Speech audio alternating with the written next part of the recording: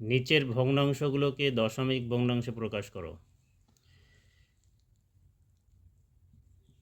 এখানে 4টি ভগ্নাংশ তোমরা দেখতে পাচ্ছ, 4টি সমস্যা আছে। এই ভগ্নাংশটি 20-এর 7। এই ভগ্নাংশের লব হচ্ছে 7, হর 20। ভগ্নাংশগুলোকে দশমিক ভগ্নাংশে প্রকাশ করার জন্য আমরা হর দিয়ে লবকে ভাগ করতে পারি।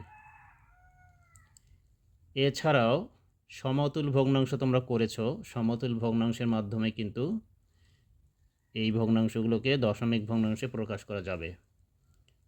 দশমিক ভগ্নাংশে প্রকাশ করতে গেলে হরকে আমাদের 10, 100, 1000 প্রকাশ করতে হবে।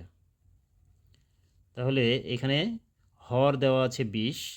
20কে যদি আমরা 100 এ রূপান্তর করতে চাই তাহলে আমরা 20কে 5 দিয়ে গুণ করব। এখন হরকে যদি 5 দিয়ে গুণ করা হয়, একই সংখ্যা দিয়ে লবকেও গুণ করতে হবে।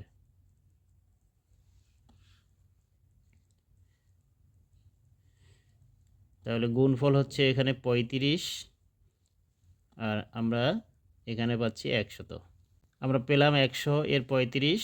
এখন আমরা যদি দশমিককে প্রকাশ করি তাহলে দশমিক বিন্দুকে দৃশ্যমান করার জন্য একটি শূন্য দিব এবং 100 এর উপরে লবে যে সংখ্যাটি আছে সেটি আমরা দশমিকের পরে লিখব।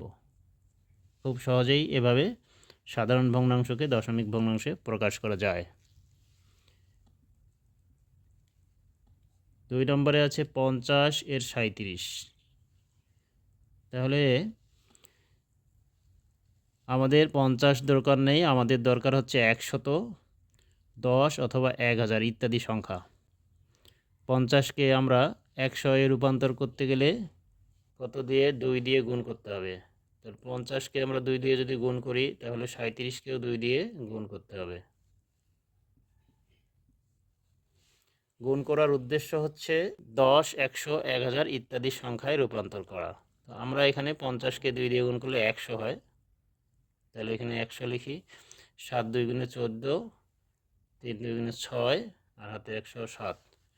তাহলে আমরা দেখতে পাচ্ছি যে এখানে 100 এর 74, অর্থাৎ দশমিক আমরা যদি দশমিক সংখ্যায় প্রকাশ করি তাহলে 0.74।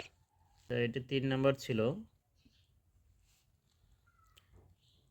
4 নম্বর 4 এর 1।